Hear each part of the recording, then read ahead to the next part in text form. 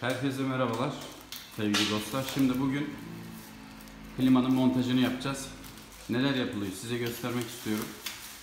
İlk etapta burada bizim bir tesisatımız vardı biliyorsunuz. Şöyle göstereyim. Orada şu şekilde bir tesisatımız vardı.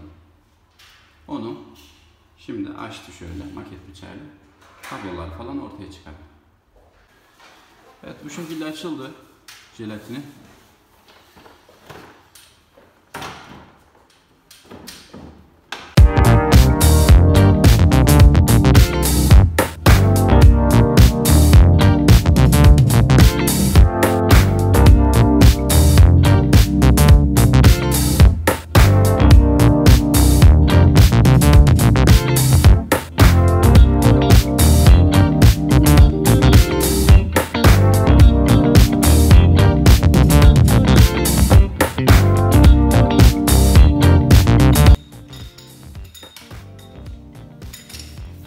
Boru makası o herhalde, değil mi?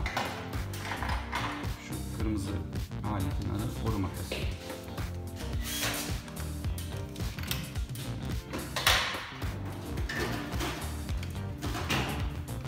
Onun ucundaki şey ne? Elmas mı? Evet. O kesen ucunda bir parça var yuvarlak şöyle.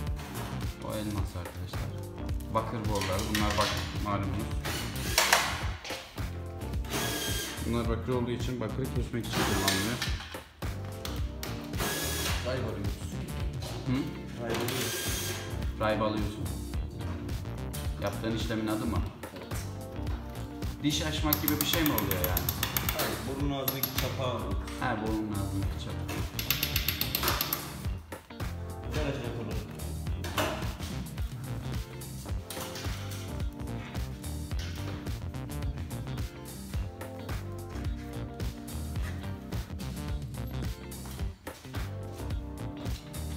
Peki cihazımız da burada şu an. Bu cihazda şu an bir işlem yapıyor muyuz yerdeyken? Kapağını söküyoruz. Şu ön kapağını söküyoruz. Afiyet tesisatı daha rahat olur.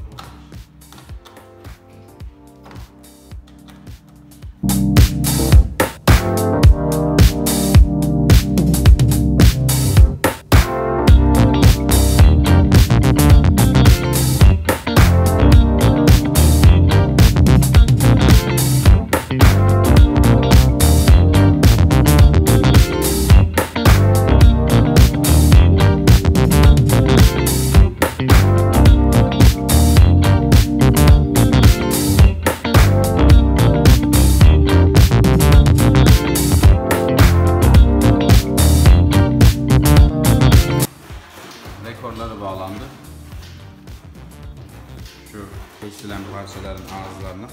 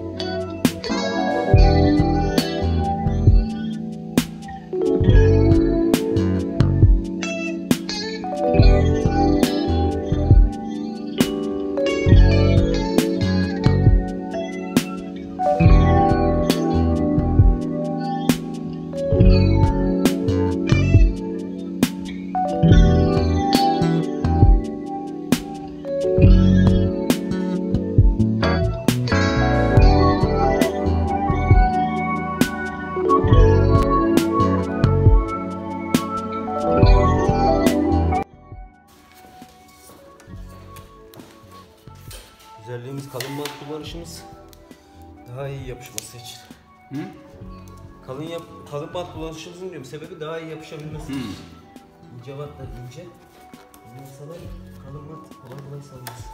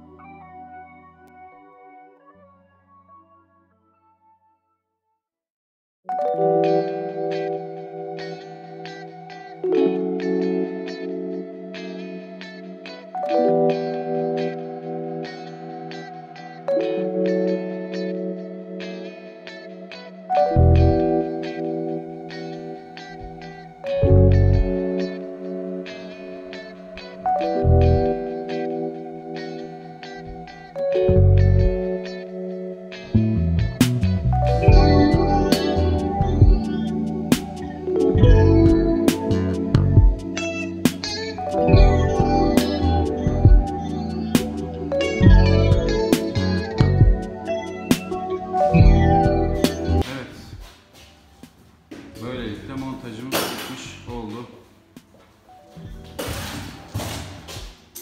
Klima montajı da bu şekilde değerli dostlar. İzlediğiniz için teşekkür ediyorum. Saygılar, selamlar.